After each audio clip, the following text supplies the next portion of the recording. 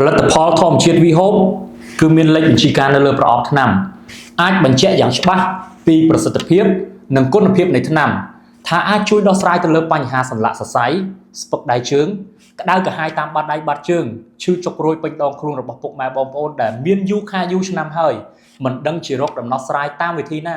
មិនដឹងជាហូបផលិតផលណាដែលបាត់ទៅលើអាការៈទាំងអស់នេះបងប្អូនដែលកំពុងតែមានជំងឺសន្លាក់សរសៃមានវត្តមានជំងឺប្រចាំកាយមួយចំនួនដូចជាមានបញ្ហាឡើងជាតិស្ករទឹកនោមផ្អែមបញ្ហាតម្រងនោម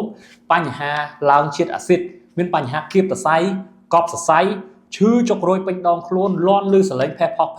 ក្បាលឆ្អឹងឈឺចុករួយតាមស្មាបោះដៃផុតជង្គង់ចង្កេះឆ្អឹងខ្នងស្ងួតទឹកសន្លាក់លាន់ឮសំឡេងនៅក្នុងសន្លាក់បញ្ហាសន្លាក់សរសៃផ្សេងៗអាចយក VHOPE ទៅដោះស្រាយឲ្យបានត្រឹមត្រូវ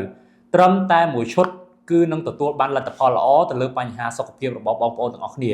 ខ្ញុំហ៊ាននិយាយថាបងប្អូនទាំងអស់គ្នាយក VHOPE ទៅដោះស្រាយគឺមិនខកបំណងទេដោយសារតែផលិតផលគឺមានគុណភាពខ្ពស់មានតម្លៃសមរម្យមានការទទួលស្គាល់ពីស្ថាប័នដែលពាក់ព័ន្ធត្រឹមត្រូវមានគុណភាពខ្ពស់ដែលអាចជួយដោះស្រាយទៅលើបញ្ហារបស់ពុកម៉ែបងប្អូនបានបងប្អូនទៅរកឯណាទៀតត្រឹមតែព្រឹកមួយគ្រាប់ល្ងាចមួយគ្រាប់ហូបតាមការណែនាំពីគ្រូប្រឹក្សាសុខភាពឲ្យបានត្រឹមត្រូវបងប្អូននឹងបាត់ទៅលើអាការៈទាំងអស់នេះហើយព័ត៌មានលម្អិតពាក់ព័ន្ធជាមួយនឹងផលិតផលបងប្អូនអាចឆាតចូល page ឬមួយក៏អាចតាក់ទងតាមលេខទូរស័ព្ទ3ខ្សែនៅក្នុងអេក្រង់វីដេអូនេះបានអរគុណ